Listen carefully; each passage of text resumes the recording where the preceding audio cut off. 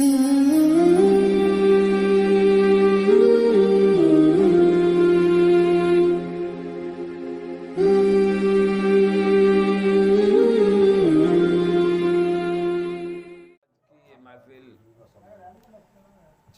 یعنی 40ویں کے سلسلے میری ماچس میری ٹھیک ہے، ایسی ٹھیک ہے. چہلم دوسری 40ویں کے سلسلے میں ہے، اور نبی کریم علیہ السلام ارشاد فرماتے ہیں کہ جب کسی بندہ مومن کا انتقال ہو جاتا ہے تو اس کی روح کا تعلق شروع میں 40 دن تک زیادہ گھر سے رہتا ہے. اس میں بہت سے اقوال ہیں، بہت سی روایتیں ہیں، مگر بہت سی روایتوں میں نہ جا کے میں صرف آپ کو یہ بتانا چاہتا ہوں کہ نبی کریم علیہ السلام ارشاد فرماتے ہیں کہ جب کسی بندہ مومن کا انتقال ہو جاتا ہے تو شروع میں اس کا تعلق گھر سے زیادہ رہتا ہے. روح کبھی قبر پہ ہے تو کبھی گھر پہ ہے، کبھی قبر پہ ہے تو کبھی گھر پہ ہے، کبھی گھر پہ ہے تو کبھی قبر پہ ہے، تو کبھی آسمان کی بلندی پر ہے. مرتبے کے لحاظ سے جیسا اس کے عمل کے حساب سے ہے، ہر آدمی کے عمل کے حساب سے اس کا درجہ ہے.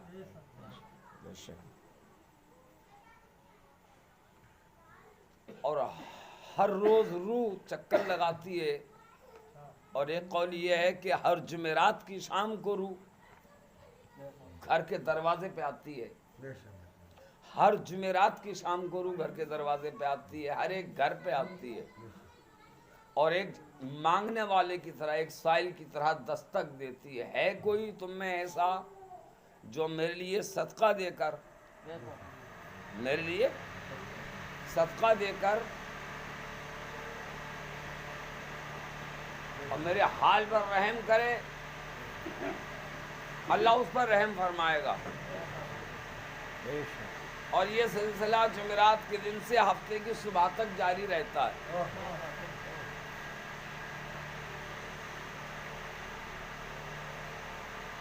ایک صحابی نے پوچھ لیا، یا رسول اللہ صلی اللہ علیہ وسلم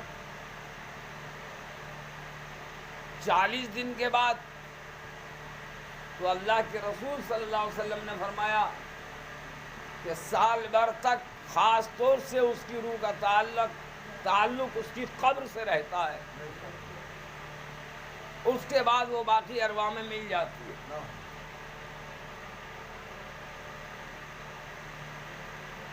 چونکہ روح ہمیشہ زندہ ہے، موت روح کے لیے نہیں ہے. قرآن میں جو فرمایا ہے کل نفس ذائقۃ الموت،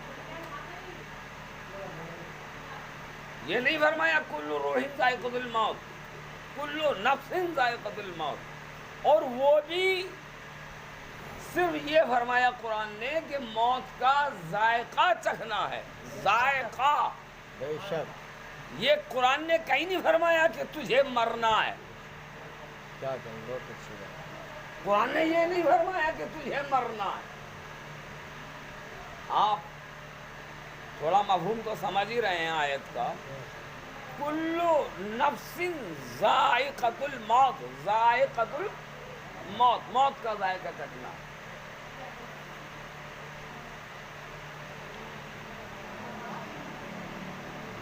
سب سے پہلے ایک بات عرض کرنا چاہتا ہوں میں آپ سے، انشاءاللہ اسی میں 10-15 منٹ آپ کو سمجھاؤں گا.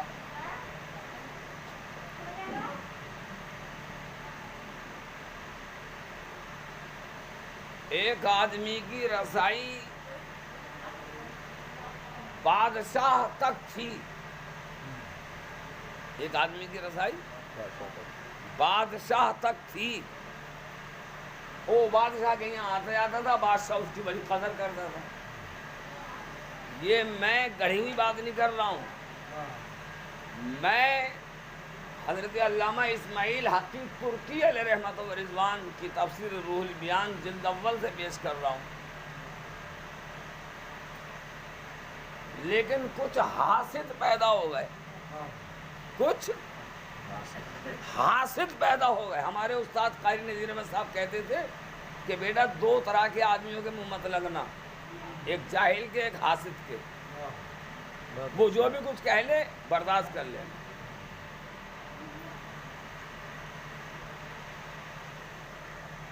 انہوں نے دیکھا کہ یار اس کی تو رضائی وہاں پہ, جب یہ گلی میں جاتا ہے سیٹھ بھی بڑی قدر کرتے ہیں, چودھری بھی بڑی قدر کرتے ہیں, چننے بھائیے بھی, امیر بیگ ملا جی بھی, اور عزیز بیگ ماسٹر صاحب بھی, اور پوری گلی. مطلب کیسے کٹ کرا جائے, کٹ کیسے کرا جائے. وہ بادشاہ کے یہاں رسائی تھی, کسی کی برائی نہیں, بھلائی نہیں, کوئی مطلب نہیں, خالی آنا, دعا سلام کرنا اور چلے جانا. کچھ حاسد پیدا ہو گئے اور لگ گئے پیچھے. اور جب پیچھے پڑ جاتا ہے آدمی تو اگرچہ وہ جھوٹ کو اختیار کرے, جھوٹ میں جھوٹ بولے, کامیابی حاصل کرنے کے لیے جھوٹ ہی بولے گا. حاسد ہمیشہ جھوٹ بولے گا. کامیابی حاصل کرنے کے لیے حاسد ہمیشہ جھوٹ بولے گا, لیکن پھر بھی جھوٹ ہی رہے گا. وہ ایک جھوٹ کو سچ ثابت کرنے کے لیے 1000 اور جھوٹ بولے, لیکن جھوٹ جھوٹ ہی رہے گا. اب حضرت علامہ اسماعیل حق ترکی کیا فرماتے ہیں وہ دیکھیں آپ. اور حضور سیدنا غوث پاک رضی اللہ تعالیٰ عنہ نے بھی اپنی کتاب غنیت الطالبین شریف میں بیان کیا ہے اس کو, 11ویں والے پیر نے.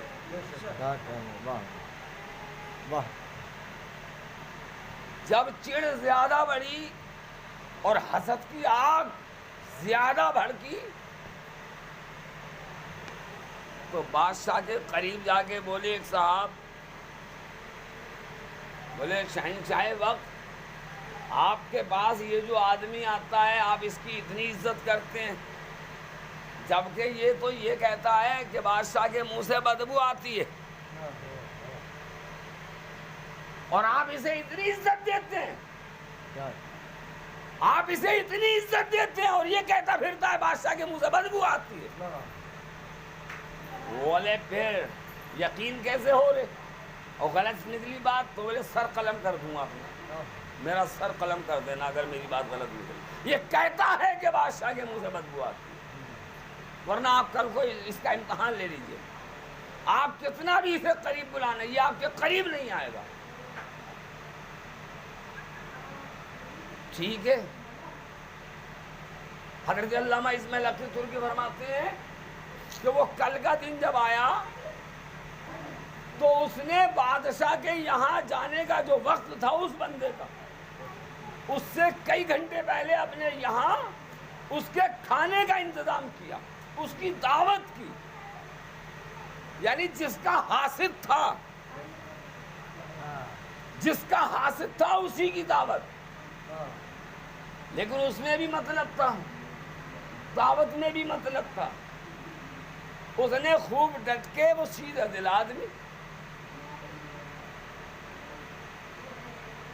سیدھا آدمی, 420 اس کے بعد تھی نہیں, کوئی چالاکی تھی نہیں. آ گئے دعوت میں, اس نے نرا ڈٹ کے کچا پیاز کھلایا اس کو, کھانا کم, کچی پیاز زیادہ.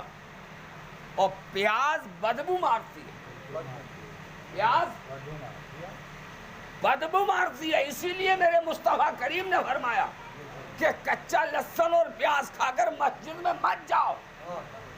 مسجد میں جانے کی ممانعت فرمائی, کچی پیاز کھا کر جانے سے ممانعت فرمائی کہ تمہارے منہ کی بدبو سے فرشتوں کو تکلیف ہوگی, پہلے منہ کو صاف کر لو.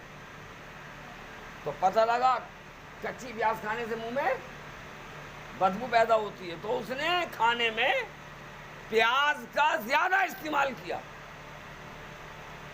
اب چونکہ اسے بادشاہ کے یہاں بھی پہنچنا تھا اپنے وقت میں, جب وہ پہنچے جناب تو فاصلے سے کھڑے ہو گئے,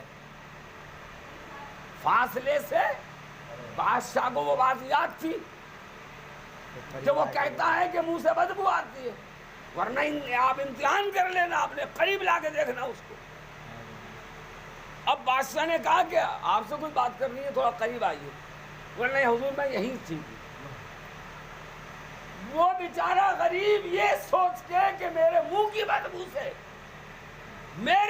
بدبو سے بادشاہ کو تکلیف نہ ہو۔ آپ دیکھیے، آپ اس کا ادب دیکھیں، اس غریب کا ادب دیکھیں، اور اس حاسد کی عیاری اور مکاری اور چالاکی دیکھیں۔ کیا کہنے، بہت اچھی بات۔ اس حاسد کی عیاری اور مکاری چالاکی دیکھیں اور اس کا ادب دیکھیں۔ یہ تو اس لیے آگے نہیں بڑھ رہا ہے، بادشاہ کے قریب نہیں جا رہا ہے کہ میں پیاز کھا کے آیا ہوں کچی، میرے منہ کی بدبو بادشاہ کو تکلیف نہ پہنچائے، اور نہیں آیا قریب۔ بادشاہ گھٹ سمجھ گیا، آگے چکر میں آ ہی جاتا ہے آدمی، آ جاتا ہے۔ انہوں نے کہا یار یامین حافظ جی تم سے یہ صبح سے کیوں پریشر بنا رہے تھے کہ عصر میں پروگرام کر لو، عصر میں کر لو، اس کا مطلب ان کا کہیں پروگرام ہے عشاء کے بعد، اس کا مطلب ان کا کہیں پروگرام ہے۔ آپ گندی سوچ دیکھیں، ابے میں پروگرام، میری سیٹنگ ہوتی ہے پروگراموں کی، آج جب یہاں میری سیٹانی کا پروگرام ہے، میرا کوئی پروگرام نہیں ہے، میرا پروگرام پھر کل کی تاریخ میں ہے، پھر میرا پروگرام پرسوں کی تاریخ میں ہے، میرا کوئی پروگرام نہیں ہے۔ اور اب ہم آئے عشاء کے بعد تو کوئی تیاری نہیں، جب تیاری نہیں سیٹ ہم سے بولے بھائی یہ تو سب لوگ چلے گئے کھانا کھا کر کے۔ میں نے کہا پھر کیا سوچ رہے ہو، کل کر لیو ابھی؟ بولے بہت ٹائم لگے گا، تو میں نے کہا پھر میں چلا جا رہی ہوں۔ بولے کل ہی ہو جائے گا۔ ہم سیدھے دل کے آدمی چلے گئے، ہمیں کیا معلوم کہ یہاں پہ کیا گھوڑ ڈالا ہو گیا، لیکن ذہن میں کسی نے یہ بات ڈالی کہ اس کا پروگرام ہے کہیں، اسی لیے وہ عصر میں تو یہ سوچ کے کہہ رہا تھا کہ تھکے ہارے ہوں گے، گرمی کا موسم ہے، عصر میں تھوڑی دیر ذکر ہو جائے گا، لوگ بھی ہوں گے ماشاءاللہ۔ میں پروگراموں کو اول تو میں نے بند ہی کر دیا، بستی کے پروگرام میں نے زیادہ تر بند کر دیا، حضرت بیٹھے ہیں، میں لیٹ گیا، دوا لینے گیا میڈیکل پہ، وہاں سے آیا میں لیٹ گیا، انہوں نے دروازہ کھٹکایا، بولے اب تم پروگرام بتا رہے ہیں، میں نے کہا وہ تو کل کا ہو گیا۔ ارے بولے نہیں یار ابھی نپٹا کے آئیں گے، چلو ابھی نپٹا کے آئیں گے۔ وہ نکلا ابھی بادشاہ کے دربار میں، بادشاہ اپنے قریب بلا رہا ہے، پریکٹیکل کر رہا ہے، وہ قریب نہیں آ رہا، قریب کہیں میرے منہ کی بدبو سے اسے تکلیف نہ پہنچے، اس کی تو سوچ یہ ہے، لیکن بادشاہ کے ذہن میں اس کی یہ بات فٹ ہو گئی کہ وہ صحیح کہہ رہا ہے، وہ صحیح کہہ رہا ہے۔ ان نے فوراً ایک خط لکھ دیا، چٹھی لکھ دی، پرچہ لکھ دیا، اور کہا تم سے یہ کام ہے ہمارا کہ یہ پرچہ فلاں حاکم کو پہنچا دے میرا۔ بولے ٹھیک ہے سر۔ ایک پرچہ، اور جانتے ہو ابھی اس کا بھید کھلے گا، اس نے غضب میں آ کے بادشاہ نے پرچہ لکھ مارا اور اس غریب کو دے دیا اور کہا یہ تیرا ذمہ داری ہے، فلاں حاکم کو، فلاں شہر کے حاکم کے پاس یہ میرا پرچہ پہنچا دے۔ اور وہ لگا پڑا تھا حاسد کہ یار ہم تو سمجھ رہے کام تمام ہو گیا ہوگا، اس کی تو بڑی، اس کا مطلب کافی دیر ہو گئی۔ اور جب وہ باہر آئے نکل گئے تو وہ اور گھبرا سٹ پڑا گیا حاسد۔ انہوں نے کہا یہ تو یار خیریت سے واپس آ گیا، اس کے ساتھ تو کچھ بھی معاملہ نہیں بنا، سیٹنگ تو میں کئی دن سے کر رہا تھا، یہ تو۔ بولے کیا کچھ انعام و اکرام ملا ہے؟ بہت دیر لگی۔ بولے نہ انعام و اکرام تو نہیں ملا ہے۔ بولے پھر؟ بولے ایک پرچہ دیا ہے بادشاہ نے، اور مجھے یہ حکم دیا ہے کہ تم یہ پرچہ فلاں حاکم، فلاں شہر کے حاکم تک پہنچانا یہ پرچہ۔ وہ حاسد یہ سمجھا کہ اس میں انعام و اکرام لکھا ہوا ہے، اور حاسد بولا کہ یہ کام تو میں ہی کر دوں گا، تجھے پریشان ہونے کی ضرورت نہیں ہے۔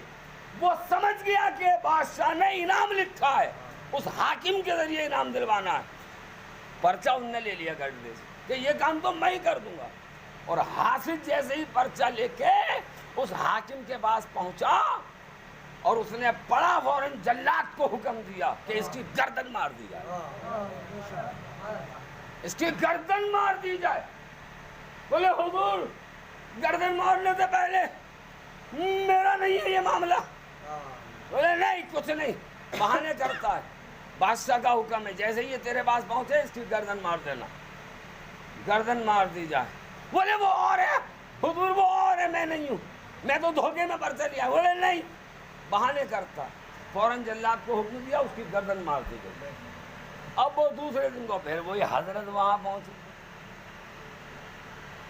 وہی بادشاہ کے پاس پہنچی. اب بادشاہ دیکھ کے حیران, ارے بولے میں نے تجھے پرچہ دیا تھا رے ذرا قریب. پہلے انہوں نے پھر قریب بلایا, اب وہ قریب پہنچ گئے. پہلے ادب تھا کہ کہیں میرے منہ کی بدبو سے اس کو تکلیف نہ پہنچے. ختم ہو گئی آج. کبھی کبھی میں سوچوں کہ میری ذات سے آپ کو کوئی نقصان نہ پہنچے. ارے کسی کے ساتھ اپنی ذہنیت ایسی بنا لو, اگر کسی کے ساتھ تم بھلائی نہیں کر سکتے تو اس کا برا بھی مت سوچو. مصطفیٰ کریم صلی اللہ علیہ وسلم فرماتے ہیں تم لوگوں کے لیے بھلائی کے راستے نکالو گے, اللہ تعالیٰ تمہارے لیے کامیابی کے راستے. بے شک. نعرہ تکبیر, نعرہ رسالت, نعرہ غوث, منظر قریشی صاحب قبلہ. بہت اچھی بات ہے. بے شک. اب کیا کہنے, بادشاہ نے پوچھا بھائی کل میں تجھے قریب بلا رہا تھا, کل میں تجھے قریب بلا رہا تھا تو قریب نہیں آیا, اب آ گیا, کیا معاملہ تھا؟ کہا حضور وہ جو بندہ ہے اس نے یہاں آنے سے پہلے مجھے کھانے پہ بلایا اپنے گھر, اور اس نے مجھے کچی پیاز کھلائی خوب. تو اب چونکہ کچی پیاز کھانے کی وجہ سے میرے منہ میں بدبو پیدا ہو گئی, تو میں ادباً احتراماً آپ کے قریب نہیں آیا, کہیں میرے منہ کی بدبو سے آپ کو تکلیف نہ پہنچے. بادشاہ نے کہا پھر کیا ہوا؟ کہا وہی مل گیا بندہ مجھے باہر, وہ بولا یہ کام میں ہی کر دوں گا. تو بادشاہ نے کہا یا اللہ تیرا شکر ہے تو نے ایک بے گناہ کو قتل سے بچایا. بے شک. کیا کہنے, بے گناہ کو مجھ سے بہت بڑا ظلم ہو جاتا, اور ظلم ہے, چاہے وہ غریب کی شکل میں ہو چاہے وہ امیر کی شکل میں ہو, ظلم ہوتا ہے. ایک بڑھیا نے ایک محل کے قریب, اس واقعے کو حضرت علامہ امام عبد الرحمن الصبوری الشافعی نے نزہۃ المجالس میں بیان کیا کہ ایک بڑھیا نے ایک جھونپڑی ایک محل کے قریب ڈال لی, اور جب بادشاہ اپنے سپاہیوں کے ساتھ وزیروں کے ساتھ ادھر سے نکلا تو غضب میں آ گیا اور کہنے لگا یہ ہمارے محل کی شو بگاڑ رہی ہے. کہاں ہے یہ بڑھیا؟ یہ جھونپڑی اس نے میرے محل کو خراب کرنے کے لیے ڈالی ہوئی ہے, پھینک دو اس کی جھونپڑی اٹھا کر. وہ جنگل گئی ہوئی تھی بکری چرانے کے لیے, لکڑیاں بیننے کے لیے. حضرت علامہ امام عبد الرحمن الصبوری الشافعی فرماتے ہیں بادشاہ کے حکم سے اس کی جھونپڑی کو وہاں سے صاف کر دیا گیا, لیکن اب شام کے وقت بڑھیا آتی ہے, جھونپڑی کو نہیں پایا. اس نے پوچھا کیا معاملہ بنا میرے گھر کا؟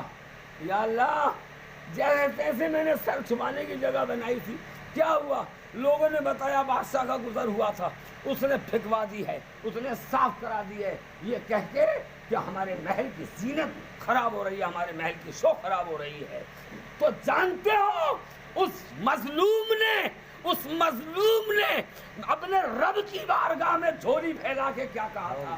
یا اللہ اگر میں نہیں تھی تو تو تھا, کیا کہنے, اگر میں نہیں تھی تو تھا, تیری موجودگی میں میرے اوپر یہ ظلم کیسے ہو گیا؟ کیا بات ہے, کیا بات ہے, تیری موجودگی میں یا اللہ اگر میں نہیں تھی تو تھا, تیرے ہوتے ہوئے میرا گھر اجاڑ دیا گیا, تو یہ تیرا انصاف, بس اتنی بات کہ یا اللہ میں نہیں تھی تو تھا, تیرے ہوتے ہوئے مجھے گھر سے بے گھر کر دیا گیا ہے. اللہ اکبر. فوراً اللہ کو غضب آ گیا اور فرشتے کو حکم دیا جا اور اس محل کو ایک آن میں اپنے پروں پہ اٹھا کے اس کا تختہ الٹ دے. نعرہ تکبیر, نعرہ رسالت, نعرہ غوث, مسلک اعلیٰ حضرت, فیضان اعلیٰ حضرت, منظر قریشی صاحب قبلہ, نعرہ تکبیر. واہ واہ واہ, کیا کہنے. اب قرآن نے صاحب بتا دیا مرنا برحق ہے. حالانکہ کل نفس ذائقۃ الموت کا مفہوم یہ ہے کہ موت کا ذائقہ دیکھنا ہے، لیکن عام سادھارن لفظوں میں یہ بات ہے کہ مرنا برحق ہے. اور سنو، آدمی مرتا کیسے ہے؟ آج ہمارا ایمان یہ ہے کہ ہم ماں کے پیٹ میں آنے سے پہلے عالم ارواح میں تھے. ساری روحیں کہاں ہیں؟ بچے پیدا ہونے سے پہلے ساری روحیں کہاں ہیں؟ عالم ارواح میں. اللہ پاک کے حکم سے وہ روح عالم ارواح سے ماں کے پیٹ میں آئی، لوتھڑے کی شکل میں بنا، بچے کی شکل اختیار کی. اللہ پاک نے اس میں جان ڈالی، روح ڈالی. عالم ارواح سے وہ روح کہاں آئی؟ ماں کے پیٹ میں. اللہ پاک کے حکم سے 7 مہینہ 8 مہینہ 9 مہینہ ماں کے پیٹ میں رہے ہم. اللہ پاک کے حکم سے ماں کے پیٹ سے باہر آ گئے. اب اللہ پاک نے جتنا چاہا 10 سال 20 سال 50 سال 70 سال 80 سال اس عالم دنیا میں رہے. پھر اللہ پاک کے حکم سے موت کے ذریعے سے اب ہمیں یہ دنیا چھوڑنے کا حکم ہوا، ٹرانسفر کرنے کا حکم ہوا، منتقل ہونے کا حکم ہوا. کیا کرنا ہے؟ اب اس کا ایک ہی طریقہ ہے، اسرائیل جا اس کی روح کو قبض کر لے. یہی طریقہ ہے دنیا بدلنے کا، یہی طریقہ. عالم ارواح سے ماں کے پیٹ میں آیا، ماں کے پیٹ سے دنیا میں آیا، دنیا سے قبر میں پہنچا، اور یہی آدمی قبر سے حشر میں پہنچے گا. بے شک بے شک بے شک. بتاؤ مجھے، واہ واہ واہ. قبر سے حشر میں. اور جب اللہ پاک چاہے گا 1 دن 1 گھنٹہ 1 سال 10 سال 50 سال 50,000 سال جب بچہ آئے گا وہ محشر میں رکھے گا، پھر اللہ کے حکم سے جنت میں چلا جائے گا. بے شک بے شک. اب بتاؤ یہ مرا کب؟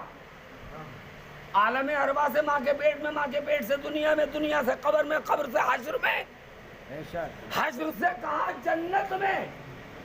تو مرا کب؟ یہ تو ٹرانسفر ہی کرتا رہا. بے شک بے شک. ارے جب امتی کا یہ عالم ہے کہ مرا نہیں، تو پھر اس امتی کے نبی کا کیا عالم ہے؟ اس امتی کے نبی کا کیا عالم ہے؟ کیا کہنا. واہ واہ. اللہ اکبر اللہ اکبر. تو میرے پیارے اسلامی بھائیوں، ہمیں قرآن نے حکم دیا کہ جب ہر آدمی کو یہ معلوم، اب چونکہ موت کا جھٹکا جو ہے بہت سخت ہے، وہ ضرور بتاؤں گا. موت کو جتنا ہم نے آسان سمجھا ہوا ہے اتنا آسان نہیں.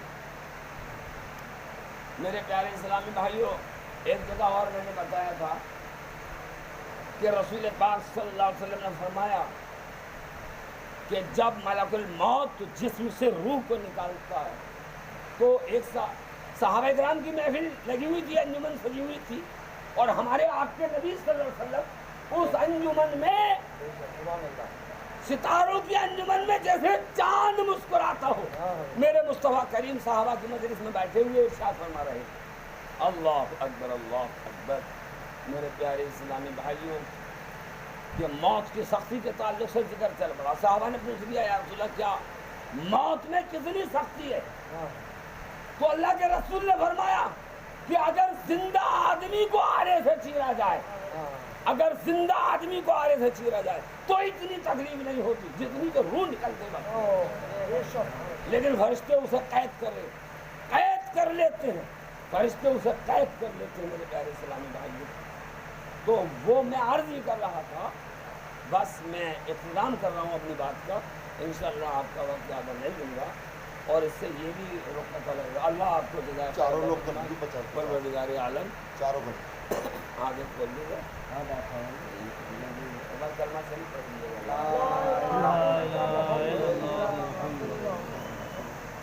تب وہ بس یہی واقعہ میری تقریر کا آخری حصہ ہے، اور اس سے کئی سبق ملیں گے ہمیں. ایک بہت بڑے بزرگ، ایک بہت بڑے عالم دین، ان کی ماں کا انتقال ہو گیا، جیسے ہمارے شانو بھائی کی ماں کا. सेठानी का इंतकाल हो गया, मौत तो बाहर आती गई, इंतकाल हो गया। बहुत आबिदा जाहिदा परहेजगार इबादत गुजार औरत थी, और बेटे का ये उसूल था कि रोजाना माँ की कब्र की जियारत के लिए जाना, और अगर कोई अंजा हो भी गया और दिन, लेकिन जुमे का कोई अंजा नहीं होता, क्योंकि वो पढ़ चुके थे नबी का इरशाद कि नबी फरमाते हैं कि जो कब्रिस्तान अपने माँ बाप में से अगर किसी का इंतकाल हो जाए और उसकी कब्र की जियारत की नियत से जुमे के दिन कब्रिस्तान जाता है, तो अल्लाह ताला उसे एक मकबूल हज का सवाब अता फरमाता है, और एक मकबूल उम्रे का सवाब अता फरमाता है।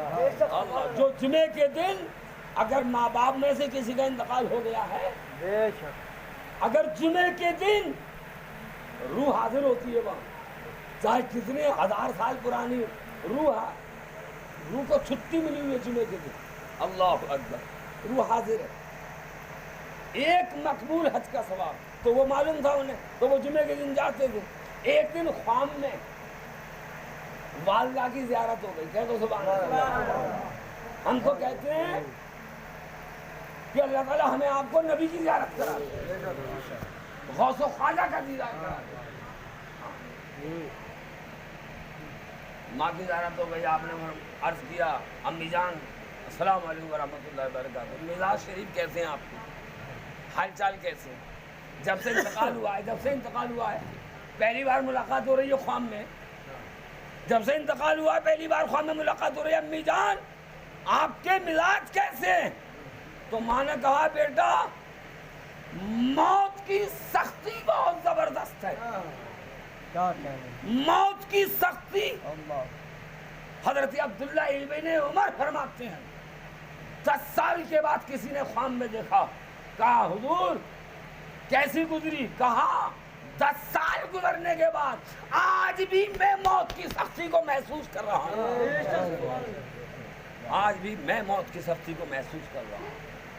तब उन्होंने कहा, उनकी वालिदा ने, कि मौत में बहुत सख्ती है, लेकिन अल्लाह पाक ने करीमी फरमा दी है, मुझे बख्श दिया, मुझे बख्श दिया है, और ऐसा इनाम अता फरमाया मेरे रब ने कि रोजाना मेरे लिए फूलों का बिस्तर लगाया जाए।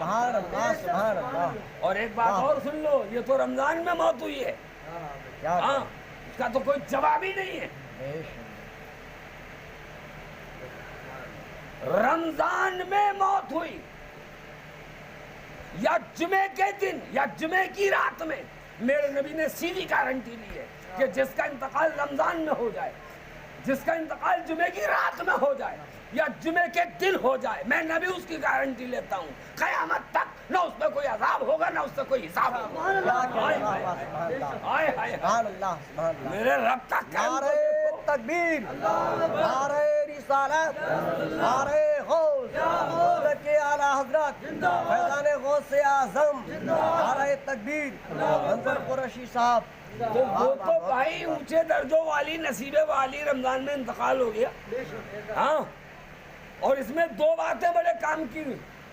एक तो नबी ने ये फरमाया है, मेरे नबी ने तो फरमा दिया, हक है कि जो ज्यादा दिनों बीमारी के हालत में रहे, मोमिन या मोमिना, मर्द या औरत, मुसलमान हो, गुनाहगार कितना भी हो, देखें आप, गुनाहगार, उलमा फरमाते हैं, हजरत अल्लामा इमाम जलालुद्दीन सूती रहमतुल्लाह अलैह फरमाते हैं, गुनाहगार कितना भी हो, सिर्फ मुसलमान हो, अगर रमजान में मौत आ गई और जुमे के दिन या जुमे की रात में मौत आ गई, तो क़यामत तक ना उसमें कोई अज़ाब है ना उससे कोई हिसाब।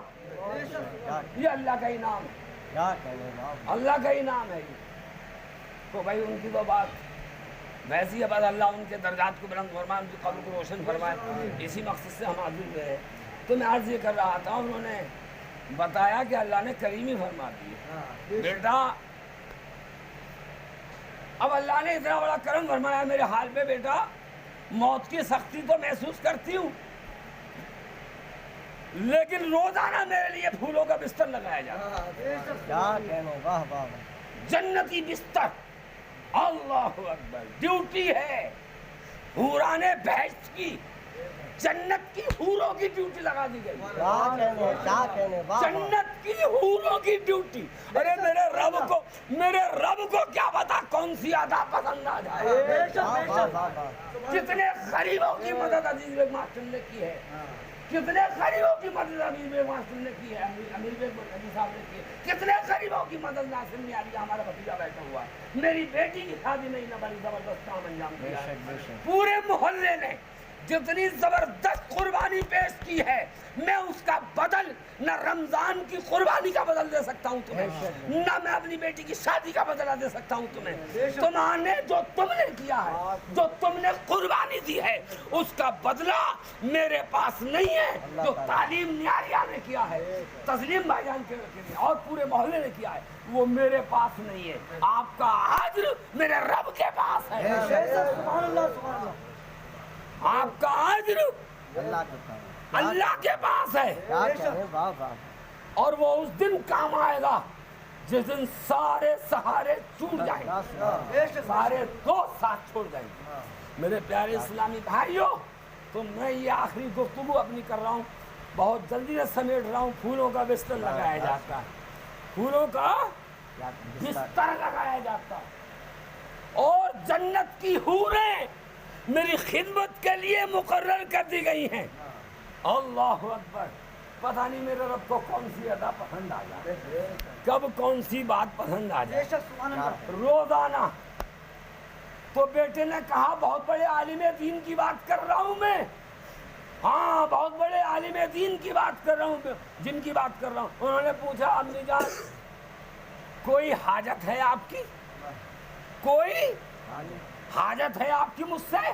کہا ہاں بیٹا ایک حاجت ہے، اور وہ یہ کہ جیتے جی میری قبر میں آنا مت چھوڑنا، جیتے جی قبرستان آنا بند مت کرنا، زندگی بھر جب تک زندگی ہے بیٹا محبت اللہ کے سائے کو رکھے، جیتے جی میری قبر پہ آنا بند مت کرنا۔ انہوں نے پوچھا امی جان میرے آنے کا تمہیں علم ہو جاتا ہے؟ میرے آنے کا میں آتا ہوں، تم تو ہزاروں من مٹی کے نیچے ہے، تمہیں داب دیا گیا ہے، تمہیں کیا علم ہو جاتا ہے؟ انہوں نے کہا بیٹا وہ جو دوا ہے مٹی کے اندر، وہ جسم ہے جو گل سڑ گیا، اللہ نے میری روح کو اس سے بہتر جسم عطا فرما دیا۔ اللہ اکبر، اللہ اکبر۔ اور سنو بیٹا، آتے تو تم میری خبر پر ہو، مجھے تو خوشی ہوتی ہے، لیکن میرے جتنے بھی آزو بازو کے میرے مردہ پڑوسی ہیں، تجھے دور سے دیکھ کر مجھے مبارکباد پیش کر، تجھے دور سے دیکھ کر مجھے مبارکی دیتے ہیں کہ تو کتنی خوش نصیب ہے کہ تیرے گھر سے اللہ اکبر اللہ ہدیوں کا تحفہ لے کے آ رہا ہے۔ ارے قرآن تیری قبر پہ کھڑے ہو کے پڑھے گا، درود تیری قبر پہ کھڑے ہو کے پڑھے گا، قل تیری قبر پہ کھڑے ہو کے پڑھے گا، فائدہ پورے قبرستان کے مردوں کو ملے گا۔ اللہ اکبر، اللہ اکبر۔ تکبیر، نعرہ رسالت، نعرہ غوث، مسلک اعلی حضرت، حضور تاج السریہ، نعرہ تکبیر۔ کیا کہنے کا، پڑھتے میری قبر میں ہو، فائدہ پورے قبرستان کے مردے اٹھاتے۔ اللہ اکبر۔ ایک صحابی نے کہا یار لوگ پڑھنے والے کے لیے کیا اجر ہے، پڑھنے والے کو، اور جسے کچھ یاد ہی نہیں ہے وہ کیا کرے؟ تو اللہ کے رسول نے فرمایا خالی بیٹھ جائے، خالی بیٹھ جائے، کچھ یاد نہیں ہے، اس کے خالی بیٹھنے ہی سے اس کی روح اور اس کی طبیعت بہلتی رہے گی، اور یاد ہے تو اور کچھ یاد نہیں ہے تو 11 بار قل شریف پڑھ لے، قل هو اللہ احد اللہ الصمد لم یلد ولم یولد ولم یکن له کفوا احد۔ صحابی نے پوچھا یا رسول اللہ پھر 11 بار قل پڑھ کے تمام قبرستان کے مردوں کو اس کا ثواب پہنچا دے، تو جتنے مردے اس قبرستان کے اندر ہوں گے ان سب کی برابر اللہ پڑھنے والے کو عطا فرمائے۔ اللہ اکبر، ان سب کی برابر اللہ ہمیں نیک عمل کرنے کی توفیق عطا فرمائے۔ اے خدا جسم میں جب تک بھی میرے جان رہے، اے خدا جسم میں جب تک بھی میرے جان رہے تجھ پہ صدقے تیرے محبوب پہ قربان رہے، اور کچھ رہے یا نہ رہے، کچھ رہے یا نہ رہے، بس یہ دعا ہے کہ امیر نزا کے وقت سلامت ہمارا آپ کا ایمان رہے. آمین. وما علینا الا البلاغ. السلام علیکم ورحمۃ اللہ.